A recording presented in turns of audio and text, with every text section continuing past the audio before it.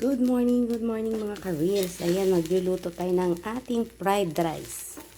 Ang dami kong kaning natira kanilang kagabi guys. Ayan. Lulutuin natin, iinitin natin siya. Gagawin natin siyang fried rice. Ayan siya guys.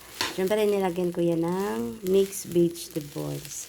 Para naman magiging healthy yung ating fried rice. At siyempre yan, kunti lang mantika yung nilagay ko dyan. Yan siya.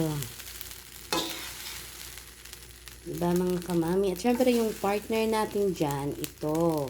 Lulutuin ko pa yan. Yung ating egg. Yan siya guys. Egg at ating daing na bangus. Diba? Ang sarap ng ating almusal.